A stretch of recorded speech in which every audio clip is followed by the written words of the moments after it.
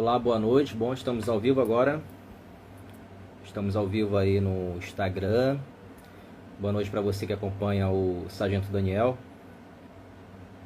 São 19 horas e 4 minutos, horário Manaus, 12 de setembro de 2021, 20 horas, horário de Brasília, né? Bom, gente, como foi anunciado aí na nossa conta, hoje nós falaríamos sobre a importância de se defender a democracia, né? Então, essa semana aí foi uma semana muito agitada no meio político, né? Essa última semana aí, várias manifestações, né? E manifestações que muitas vezes iam na contramão do que nós chamamos de pedido ou defesa da democracia, né? Eu acho que todo mundo percebeu. Bom, gente, para falar de democracia, há necessidade de se relembrar alguns conceitos que muitas vezes, né, as pessoas não têm conhecimento, muito por falta exatamente dessa carência de informação que temos na nossa formação como cidadão, né? Então é muito difícil, por exemplo, você ver o garoto ali no colégio, né, na escola, ter alguma orientação sobre o que é realmente cidadania, né? Então muitas vezes esse garoto vai crescendo e não conhece alguns conceitos que são importantíssimos para quem defende a democracia. Porque você só defende, você só protege aquilo que você conhece.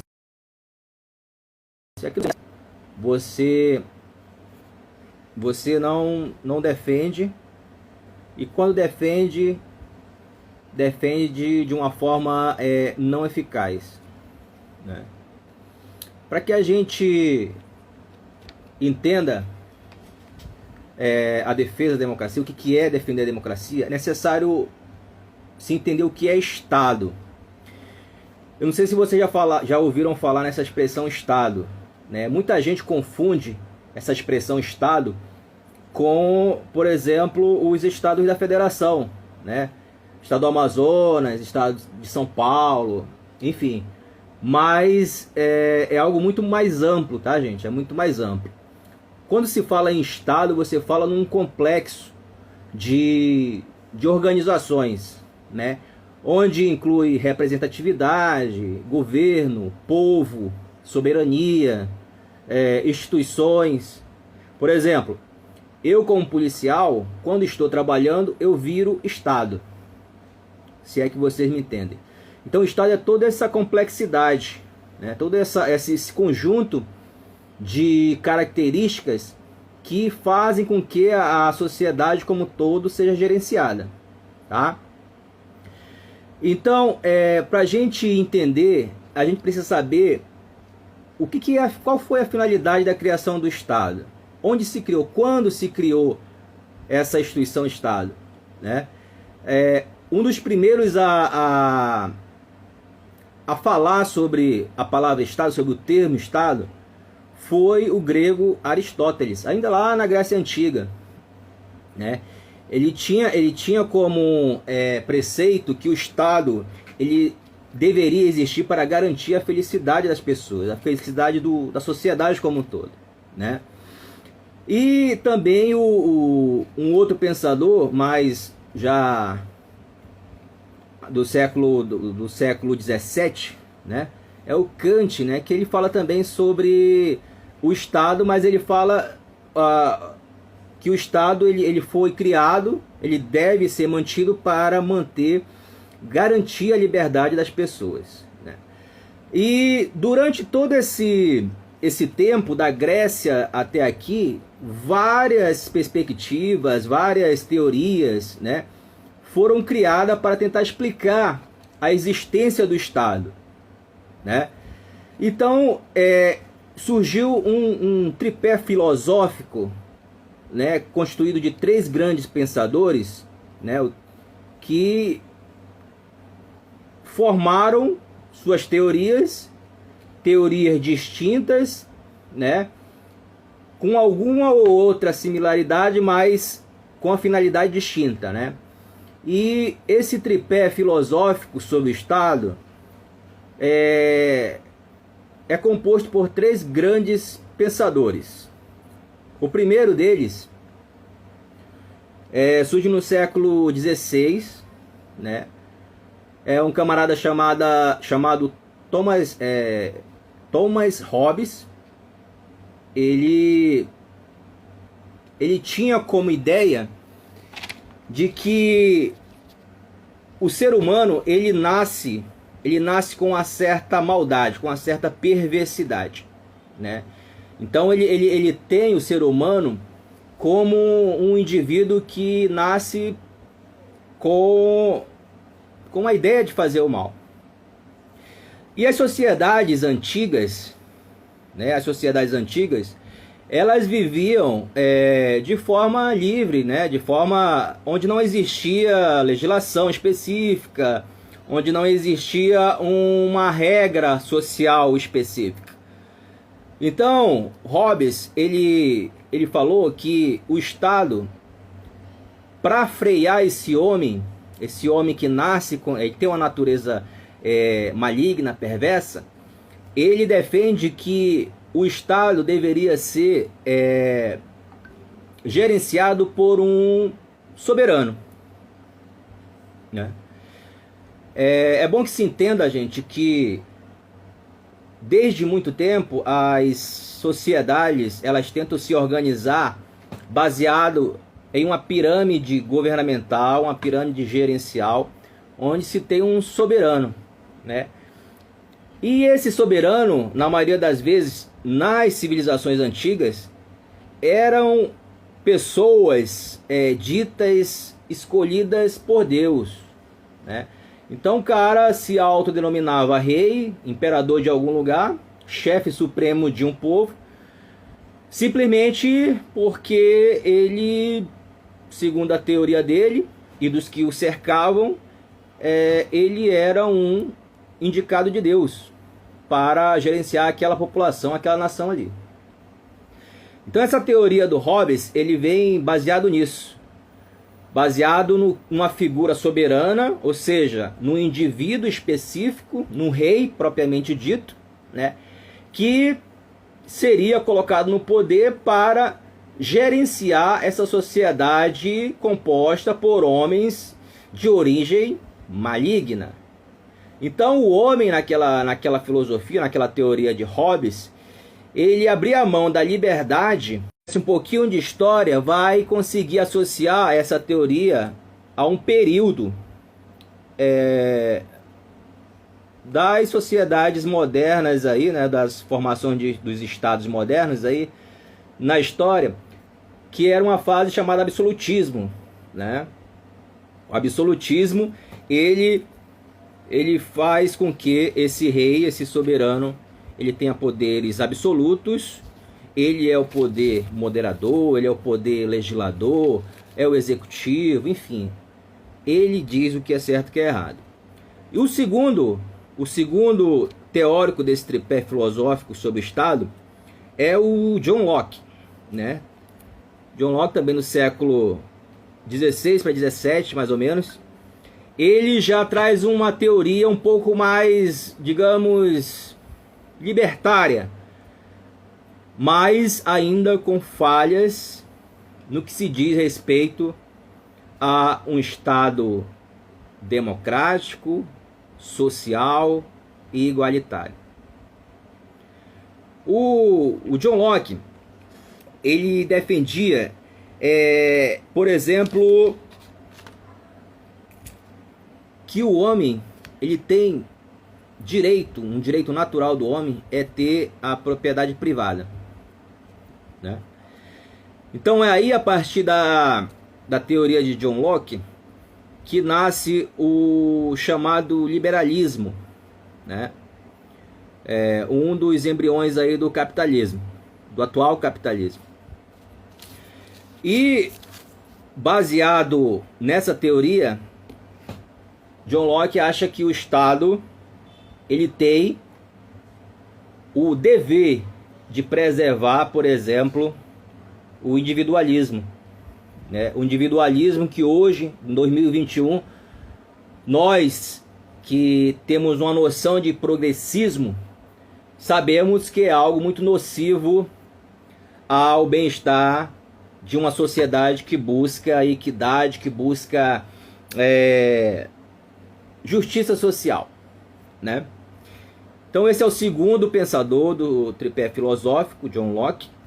E o último deles, esse terceiro, é o conhecido Jean-Jacques Rousseau. É um filósofo que traz já umas ideias mais próximas do iluminismo, né, de um movimento que surgiu na Europa do século XVII, século XVIII, né, e que traz uma nova visão sobre o que é a figura do Estado na vida das pessoas. Ele diz, ao contrário de Hobbes, que diz que o homem é um ser de origem má, e ao contrário de Locke, que diz que o ser humano é pacífico, que o ser humano ele se contamina com a sociedade, com o ambiente que ele se encontra, né? O Rousseau ele já diz que o homem ele nasce com um caráter bondoso. E é o filósofo que eu mais me aproximo,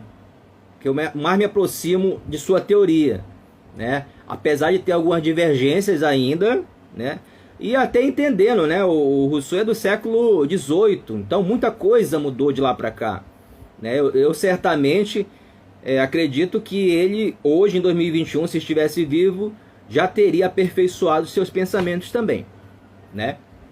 Mas é o que temos de mais próximo do ideal de um Estado democrático. Ele falou o seguinte, ele falou que o homem ele é bom por natureza, né? E eu acredito nisso por quê? Pelo simples fato de, se você colocar uma criança judia, né, uma judaica, o termo é judia, mas podemos falar judaica, junto com a criança palestina, dentro de um playground, você vai ver aquelas crianças brincando o dia inteiro, sem maldade com o outro, sem saber ou sem se importar com o que o Deus do judaico pensa em relação ao Deus do palestino e vice-versa. Você coloca uma criança nórdica, lá da Noruega, da Suécia, juntamente com a criança de Senegal, com raças completamente distintas, e se os dois conseguirem falar o mesmo idioma, eles também vão brincar o dia inteiro em um playground. Exatamente porque esse pensamento do Rousseau está sendo colocado em prática. Uma criança ela não nasce com definições, com preconceitos, né? Então, assim que ela vai crescendo, ela vai tomando conhecimento do seu ambiente, ela vai sendo influenciada por aquele ambiente e vai tomando caminhos diferentes, né? É aí que se nasce o racismo, é aí que se nasce a intolerância religiosa, é aí que se nasce a homofobia, por exemplo, né? Então, esse pensamento do Rousseau, ele é um pouco mais próximo do que a gente pensa ser o ideal. E ele também diz que a propriedade privada ela é a origem das desigualdades dentro de uma sociedade, né? O que parece ser realmente verdade. Então, gente, dentro desse tripé filosófico do Estado, você consegue entender 3 pensamentos sobre o que é Estado, e a partir daí você consegue ter uma noção, ter um caminho da importância de se defender a democracia. Por quê? Porque você vê que são três pensamentos distintos, né? São três pensamentos, por exemplo, o primeiro pensamento de Hobbes é um pensamento absolutista que pensa somente num grupo específico e num soberano específico. Então foi uma teoria escrita especificamente para manter o rei no poder, para manter os privilégios do rei, para manter os privilégios da monarquia, do clero ali, de todo aquele grupo ali que vivia cheio de privilégios à custa do povo. Beleza. A primeira teoria é entendida. A segunda teoria é a de Locke.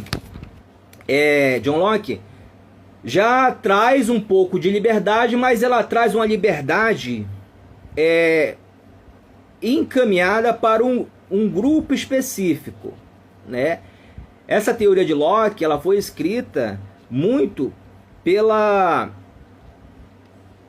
emergente classe social chamada burguesia naquela época, né?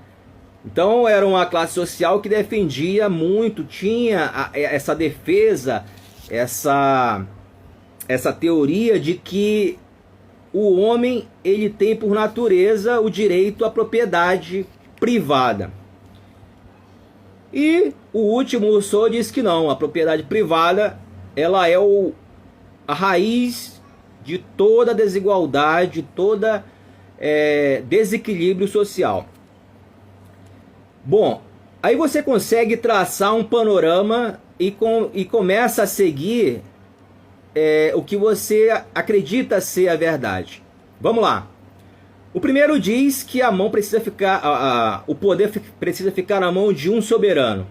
Isso, nos tempos de hoje, isso se chama tirania, se chama ditadura, onde um indivíduo decide o que é certo e o que é errado em relação a um povo.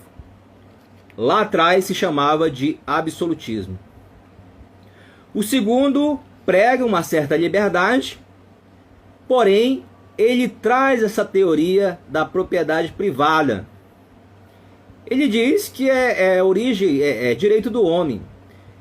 Você sabe que quando chegaram aqui os portugueses no Brasil, eles fatiaram o litoral brasileiro em 14 capitanias, 14 grandes territórios chamados capitanias hereditárias.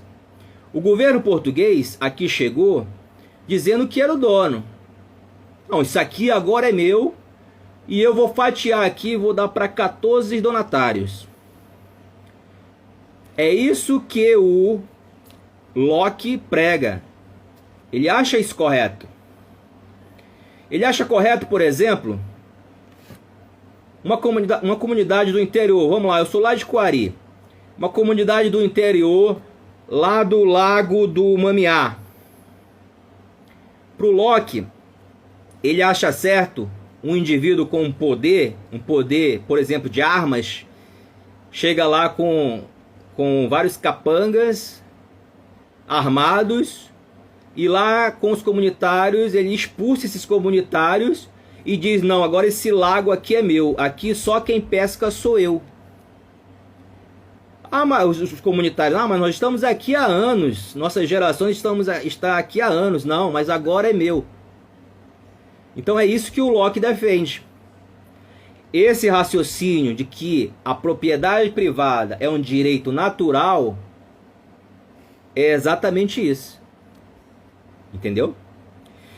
Já o Rousseau, que é o mais democrata dos teóricos, ele diz que esse comportamento, essa atitude, é que faz com que as populações, as sociedades tenham uma desigualdade. Gente, como entender? Eu não sei se vocês sabem, mas de 80% a 85%, vamos lá, para ficar mais didático, De cada 100 reais, que é produzido no Brasil, 80 reais fica na mão de menos de uma dezena de famílias brasileiras. Os outros 20%, ele é dividido com mais de 200 milhões, mais de 180 milhões de brasileiros. Só que essas 5 famílias, elas são descendentes de famílias que lá atrás estavam ligadas, sabe a quê? A essas capitanias hereditárias. A esses detentores de terra que lá nas capitanias instalaram os seus engenhos de cana-de-açúcar. E lá se produzia o açúcar. E o açúcar era uma grande riqueza na época, se vendia açúcar. Só que esse açúcar ele era produzido por uma mão escrava. A princípio uma mão escrava indígena. Só que quando eles perceberam que ia ser difícil escravizar os índios, eles optaram por trazer negros da África que eram mais dóceis, né? E mais, digamos, propícios à escravidão. Então esses caras enriqueceram de uma tal forma que acumularam riquezas e riquezas por meio desse trabalho escravo, assim, produzindo cana-de-açúcar, estando numa terra que eles disseram que eram deles, porque estavam armados, né? E essas riquezas foram passando séculos e séculos. Aí vieram depois os grandes cafeicultores, né, produtores de café, que já não produziam cana, mas produziam muita quantidade de café, ainda nessas terras conquistadas, né? E depois vem surgindo outros tipos de riqueza, mas sempre com o capital acumulado dessas riquezas anteriores, né? Então quando se diz assim, pô, o cara é rico, o cara é poderoso e tal, você tem que entender qual a origem dessa riqueza. Ele trabalhou para ganhar aquilo, para ficar rico daquela forma, ou ele herdou apenas? Herdou uma riqueza produzida por meio de suor e sangue dos outros. Eu estou falando isso, gente, que é para você entender quem defende democracia e quem não defende democracia. Porque segundo a teoria de Hobbes, colocar o governo na mão de um indivíduo específico é fazer com que o Estado oprima toda e qualquer força popular para que os poderes e essas riquezas sejam mantidas. Entendeu? Aquelas rebeliões ocorridas no Brasil colonial, por exemplo, eram rebeliões que conseguiram perceber o quanto sanguessuga eram esses caras. E como é que foram tratados? De forma por meio da tirania. Várias rebeliões foram duramente reprimidas e seus líderes exemplarmente penalizados, né? Então a gente precisa entender isso, né? É uma coisa complexa para se entender o momento atual. O momento atual onde muitos saíram no dia 7 de setembro com faixas pregando que a democracia fosse derrubada. E fosse derrubada por quê? Por destituição de uma instituição do Estado Democrático, que é o STF.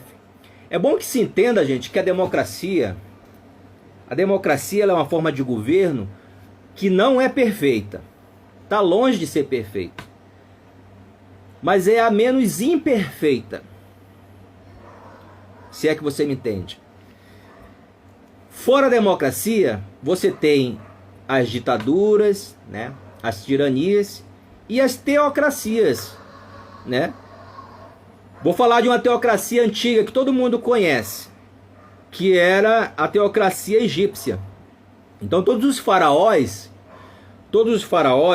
eles estavam no poder porque, segundo eles, eram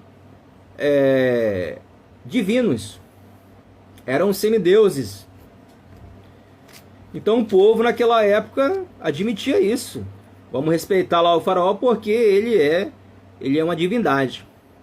E a teocracia moderna, essas vocês vão lembrar porque está na mídia aí já há algum tempo. A teocracia moderna é, por exemplo, o que acontece no Afeganistão. Os que tomaram o poder realmente não se denominam divindades, mas eles governam da forma que creem, né? Então, quando você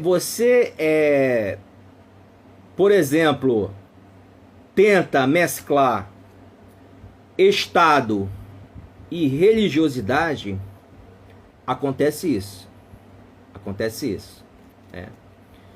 O Estado brasileiro, ele é um Estado laico. E o que isso significa? Isso significa que quem chegar no poder tem que dar liberdade para que as pessoas creiam no que quiserem. Então, se chegar um cristão lá na presidência, segundo a nossa Constituição, é dever dele permitir que o bandista pratique lá os seus rituais, o kardecista pratique os seus rituais, o católico, enfim. Então esse Estado laico, ele não é uma imposição, que, como muitos dizem, para, né, não, tem que ter realmente uma religiosidade na política e tal. Não dá certo, gente. A história mostra que isso não dá certo. A história é a atualidade, né? Lá no Afeganistão, se você ousar abrir uma Bíblia Sagrada em uma avenida lá e pregar como é feito aqui no Brasil, você certamente será decapitado. Certamente, né? Então aqueles que pregam que é necessário que ocorra a religiosidade no Estado brasileiro, ele legitima essas pessoas que estão pregando isso, eles estão legitimando que qualquer um que chegar lá, independente da sua crença, poderá também impor a sua crença. Então eu sou cristão. Eu não sei se vocês estão vendo aqui, ó, aqui atrás, aqui tem dois grandes símbolos judaicos cristãos. Aqui você vê a Arca da Aliança e aqui o candelabro. Eram objetos que estavam, por exemplo, num santuário. Um santuário que foi descrito pelo próprio Deus. Então Deus foi falando exatamente como queria o santuário, que tipo de objeto queria, e um desses objetos eram esses dois aqui. Então eu sou cristão, eu sou batizado na Igreja Adventista do Sétimo Dia, né? Porém, se eu chegar no poder, pela nossa Constituição, eu não posso impor as minhas crenças. Não na figura de representante do Estado. Eu estou cumprindo meu expediente lá de presidente. Eu estou cumprindo lá meu expediente de presidente, por exemplo. Acabou meu expediente às 17 horas. À noite tem culto? Beleza, quem está indo para lá é o cristão Daniel. Mas eu colocar em evidência o Estado como cristão, eu estou legitimando que futuramente, se um kardecista chegar ao poder, ele vai ter o direito de fazer também a mesma coisa. Vocês conseguem entender? Vocês conseguem entender por que é necessário você defender o Estado laico? Imagina só, nós temos vários imigrantes aqui, inclusive islâmicos, muçulmanos. Em São Paulo, então, tem muito, né? Tem comunidade muçulmana. Os filhos desses caras aí, eles já são brasileiros. Nasceram no Brasil e são brasileiros. Então, se um dia esses caras chegarem ao poder sob essa visão de que você tem que mesclar a religiosidade com a política, com o Estado, eles vão impor, porque estão legitimados, a colocar, por exemplo, aqui um Estado Islâmico, como ocorre no Afeganistão hoje. Tá? Então tudo isso é necessário falar, gente, para que se entenda a democracia, para que se entenda por que defender a democracia. Tá? E por que defender a democracia, gente? Esses movimentos do dia 7 de setembro, eles, muito se viu ações e comportamentos que afrontam a democracia. Como, por exemplo, a destituição do STF. O STF é o representante do Poder Judiciário que está ali exatamente porque estamos num Estado democrático. No Estado democrático não há verdade absoluta, né? É necessário que todos, ou a maioria, esteja em concordância. Então, a pessoa que não defende a democracia, ela está baseada nessa teoria aqui do Thomas Hobbes, né? Uma teoria de que um soberano tem o direito de instituir leis, gerenciar instituições e tudo de forma monocrática. Só que muitas vezes essa teoria ela está associada à manutenção de grupos específicos. Eu não sei se vocês perceberam, mas esse governo que aí está, ele é apoiado por grupos específicos, né? O primeiro deles, e talvez um dos mais incisivos, é o formado por líderes religiosos, alguns líderes religiosos. Todas as tiranias, gente, todas as ditaduras, elas são instituídas para proteger privilégios. Para proteger privilégios. E eu explico. Quando nós passamos pela ditadura militar aqui no Brasil, iniciado lá em 64 e finalizado em 85, um grupo específico, né, possuidor de armas e poder bélico, né, achou por bem tomar o poder à força, sob a justificativa de que grupos denominados grupos comunistas estavam querendo tomar o poder, querendo implantar o poder comunista no Brasil, né? Só, gente, que nessa época de 64, nós vivíamos uma época muito conturbada no mundo. Nós vivíamos a chamada Guerra Fria. Né?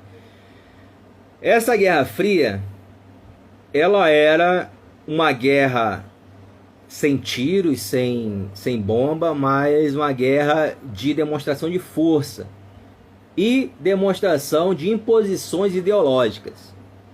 De um lado, a União Soviética, com a sua política comunista, né? E é necessário saber o que é comunismo para que não se fale bobagem, né? O comunismo nada mais é, gente, na União Soviética, quando surgiu, um movimento criado por trabalhadores.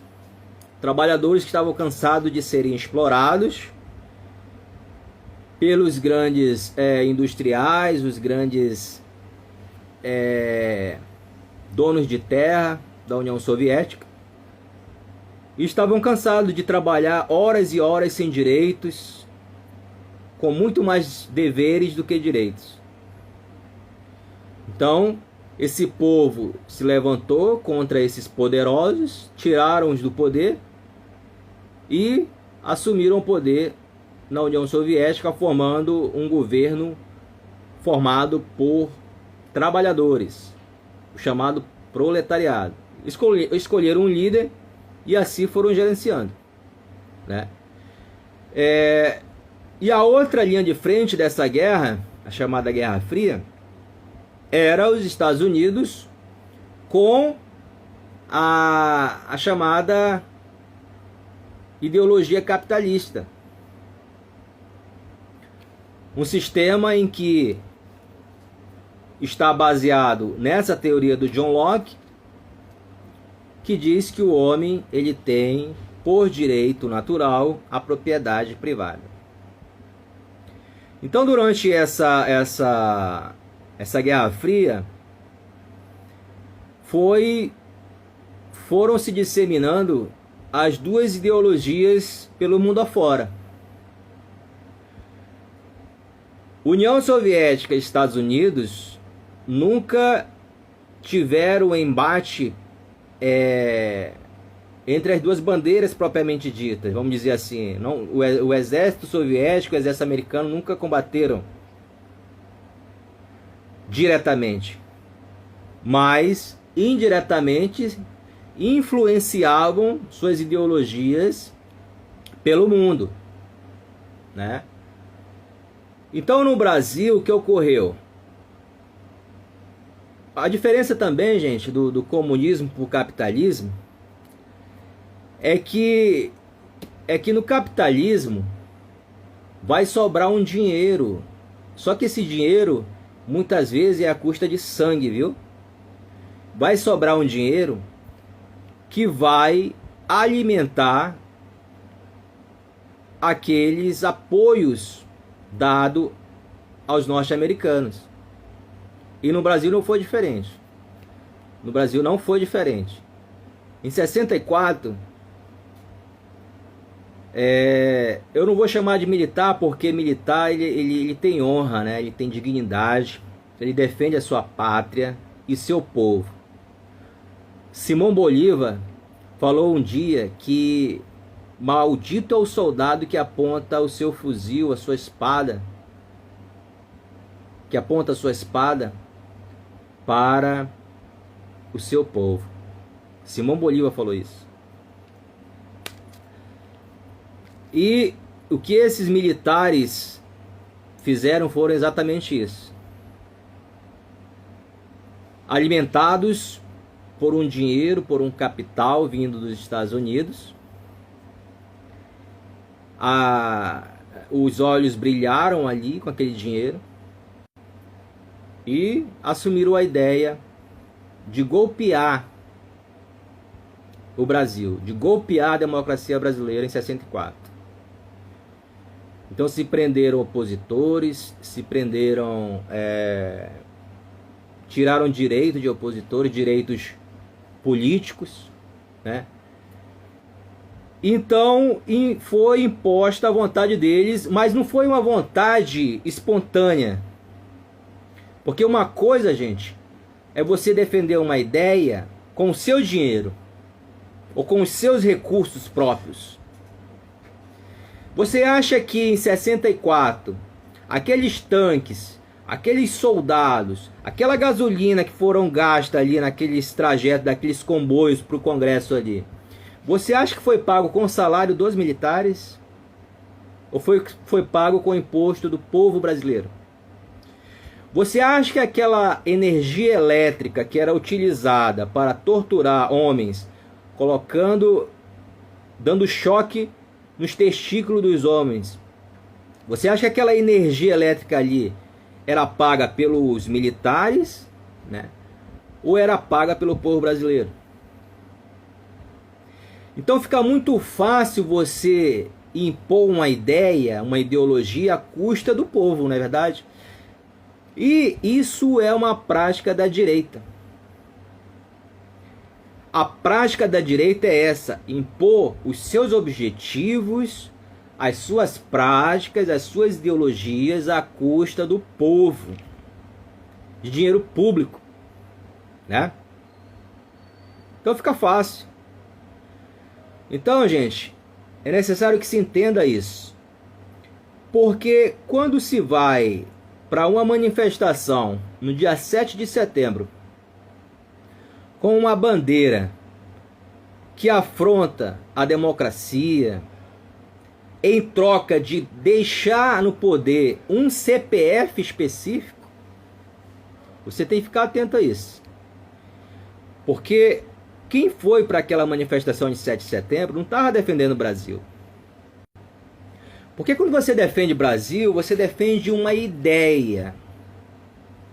Quando você defende uma ideia, você não consegue defender um CPF específico. Então as pessoas que estavam lá, o objetivo é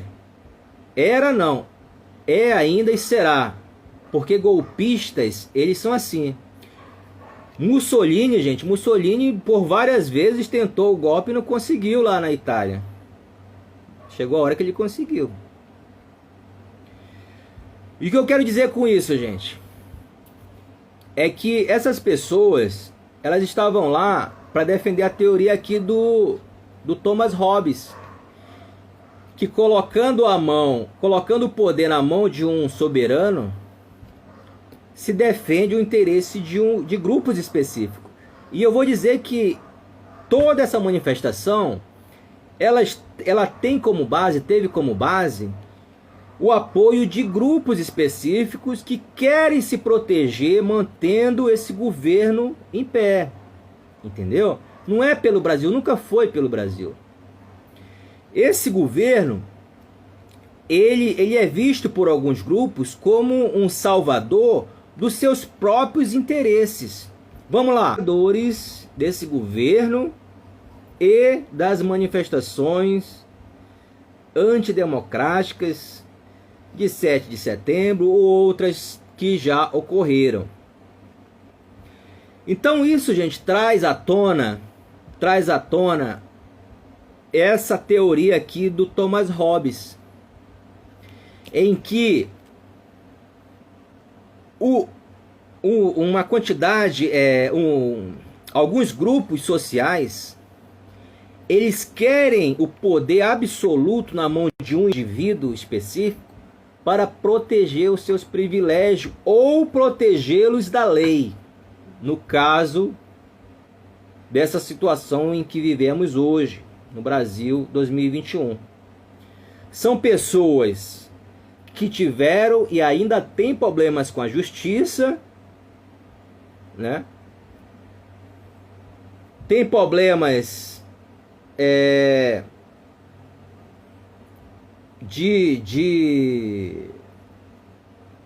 digamos, de origem mesmo das suas fortunas, né? Então eles viram nesse governo uma forma de protegê-los.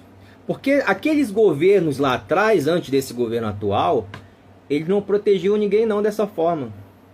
Eu não estou defendendo o governo lá de trás não, tá, gente? Eu até penso que não deveria voltar. Eu até penso que nós podemos ter outras situações, outros caminhos a percorrer, né? Mas quem decide isso não sou eu, quem decide isso é a democracia, né?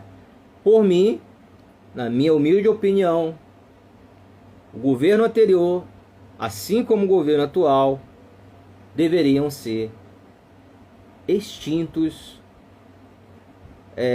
democraticamente falando, do poder nesse país, tá? Mas seguindo, gente, então esses alicerces, essas bases econômicas que sustentaram essas manifestações, É isso, eles querem manter um CPF no poder para proteger os seus interesses específicos. Nunca foi interesse Brasil. Você não vê esse pessoal falando, por exemplo, gente, em inclusão. Você não vê gente falando em inclusão. Outro dia, um membro desse governo, responsável pela educação no Brasil, falou que os deficientes, as crianças com deficiência, elas atrapalham as que não têm deficiência. E não satisfeito, dias depois, ele falou que universidade tem que ser para poucos. Entendeu? Então, gente, essa é uma das bases de apoio dessas manifestações, né? E por que você que não foi à manifestação e os que foram à manifestação por osmose, porque muita gente foi para essa manifestação, eu acredito que a maioria foi para essa manifestação por osmose, gente. O que é exatamente que eu quero dizer? Foram pelo oba-oba, assim como foi em 2018, até hoje. É tudo um oba-oba, não se tem uma base política realmente, uma narrativa, um argumento político que sustente esse apoio. Como entender, gente? Como entender um trabalhador? Vamos lá, vamos dar exemplo. Um motorista de Uber hoje. Um motorista de Uber, para conseguir pelo menos levar alimento para sua casa, ele tem que trabalhar hoje pelo menos 16 a 18 horas por dia. Isso não sou eu que estou dizendo, não. Isso foi um relato de um motorista de Uber que eu ouvi pessoalmente, né? Muito pelo preço atual do combustível, muito pelos aumentos astronômicos em manutenção do carro. Como entender, gente, um indivíduo desse apoiar a manutenção no poder de um governo que, ao que se percebe, não trabalha para ele? Como entender que caminhoneiros que vivem transportando mercadorias pelo Brasil e que estão pagando hoje um absurdo no diesel, em pedágios. Gente, o Brasil está sitiado por postos de pedágio. Como entender que essas pessoas possam apoiar esse tipo de política? Só há uma explicação: falta de conhecimento. E a falta de conhecimento, o termo certo é ignorância. A ignorância, ela faz com que, ela é o termo que qualifica a pessoa que não tem conhecimento de uma causa, né? Então, gente, por que defender a democracia? Por que defender a democracia? Como eu falei no início, a democracia ela é cheia de defeitos. Cheia, ela não é perfeita. Mas ela é a menos imperfeita. É a que nos resta por enquanto. Enquanto não surgir algo melhor, nós temos que manter isso. Porque quem é contra a democracia, pode ter certeza, não está a favor da coletividade. O termo democracia, gente, ele é a junção de dois radicais. Demo, o prefixo quer dizer povo, pessoas, ou todos. E cracia significa a forma do governo, a forma de governar. Então é o governo de todos. Fora isso, gente, nós temos as ditaduras, onde um ou dois grupos específicos comandam o governo dentro dos seus interesses. Né?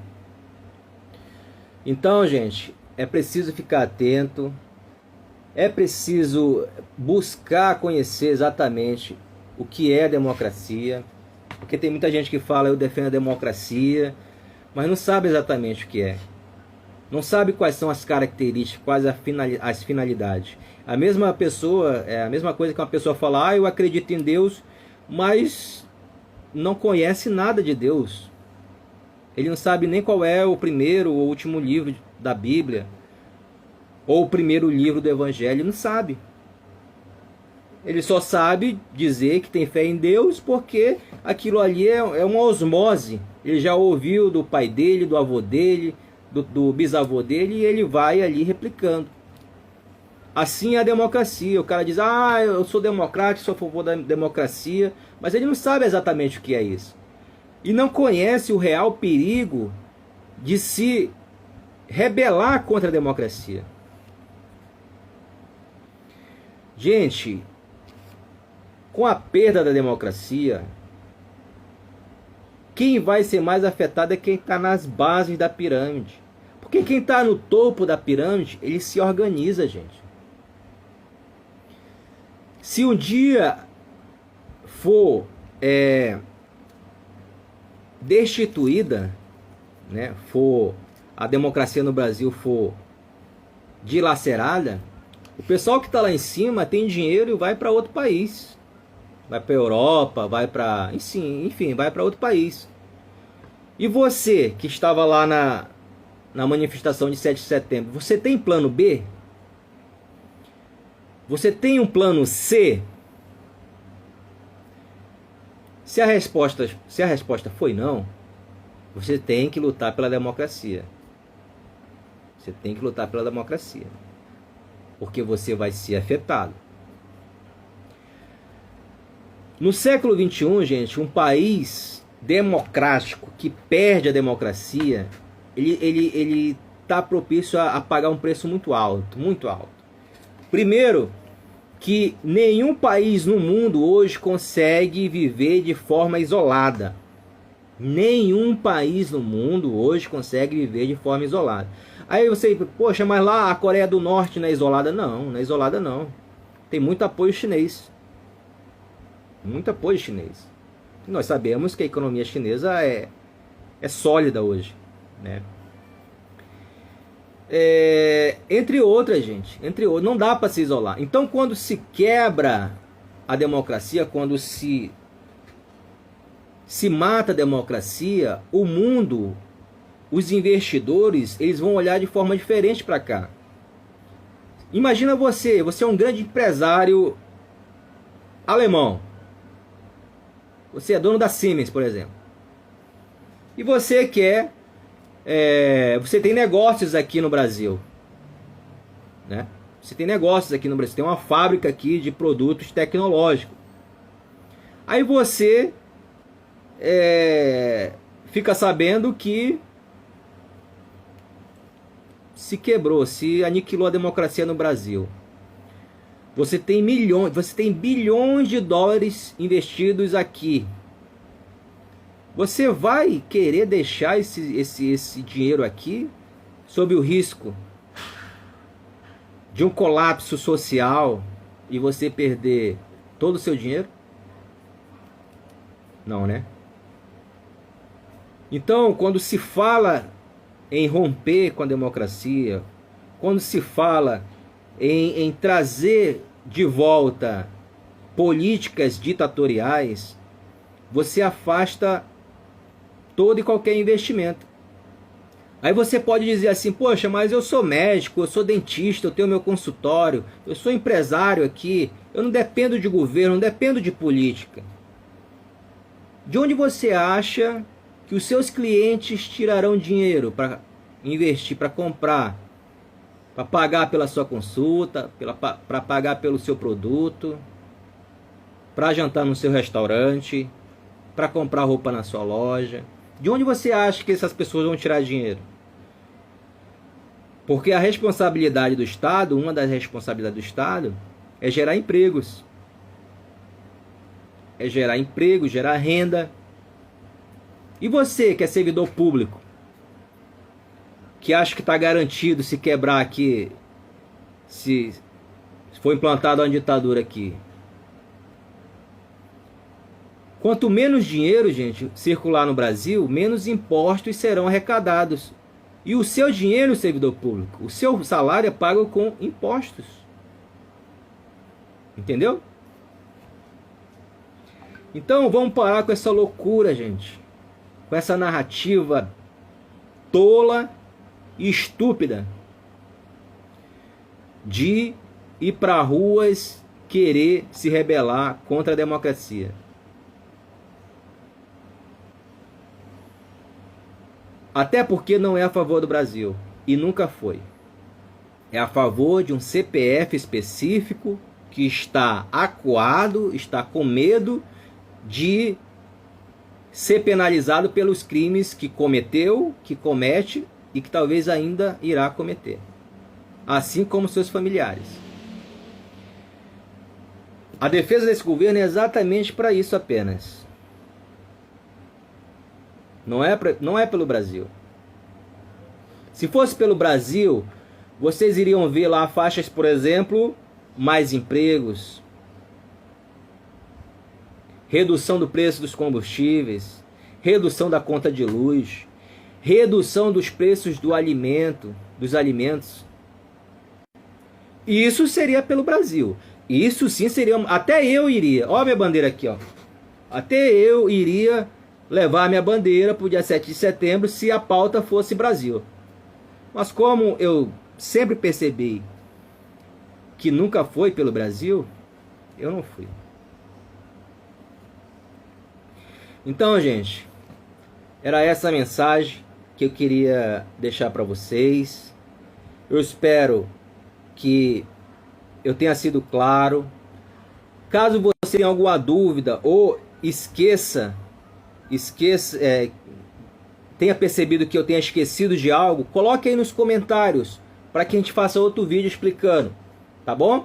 Então, se você tem dúvida sobre o assunto, você queria ouvir um assunto ou uma pauta que eu não comentei aqui, comente aí nos comentários, tá? Coloque aí, me marque se for o caso, que em outra oportunidade a gente vai falar. E a gente vai falar por mais... a gente vai vir com muito mais lives aí, tá, gente? Quando eu criei essa conta, gente, eu criei com um objetivo específico. Qual o objetivo específico dessa conta? Trazer cidadania, trazer informações cidadãs, de cunho cidadão para as pessoas que me ouvem. Quando você vê aí Sargento Daniel, você já associa, né? Quem não me conhece, quem não me segue ainda, você já associa, por exemplo,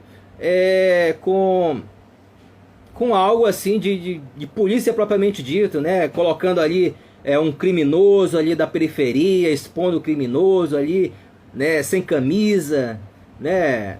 De uma forma deplorável ali.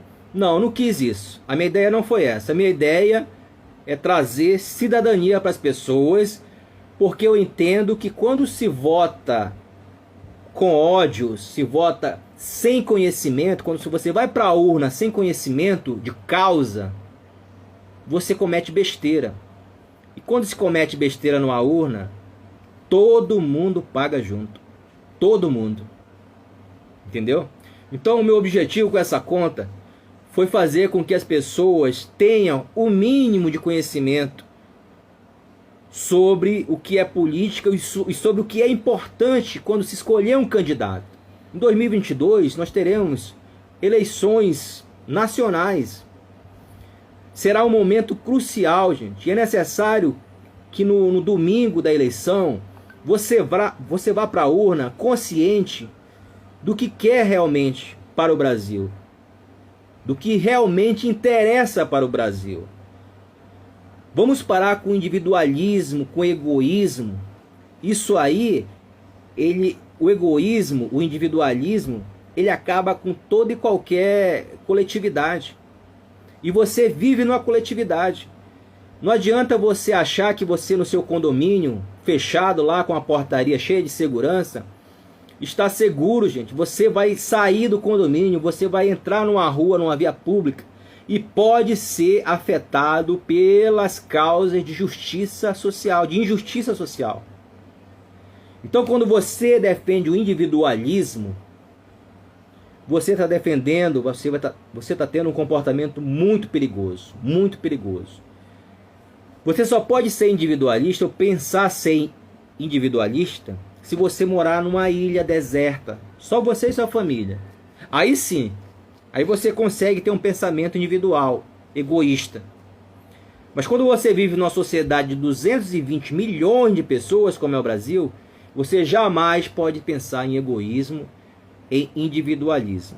Você tem que entender que você ganha um salário bom, beleza, mas o seu irmão ali, a pessoa que está ali na periferia, também tem que ter dignidade, também tem que ter emprego, também tem que ter comida no prato. Ele tem que se alimentar pelo menos 3 vezes por dia, tem que morar numa casa digna, tem que ter saneamento básico, tem que ter acesso à saúde. Entendam isso. Numa família de 5 filhos, bora imaginar uma família com 5 filhos. E o pai compra 4 pães. O dinheiro só resta para comprar 4 pães. Se você não dividir de forma proporcional e equitativa esses pães para essas, e isso está alicerciado em quê? No egoísmo. Tá bom, gente? Então sejamos mais coletivos, sejamos mais progressistas, sejamos mais justos socialmente falando e menos egoístas, menos individualistas. Tá bom? Um abraço a todos, uma boa semana, Deus abençoe toda a semana, todos os 7 dias da sua semana. Tá bom? Deus esteja com você e com sua família. Um abraço e até a próxima live.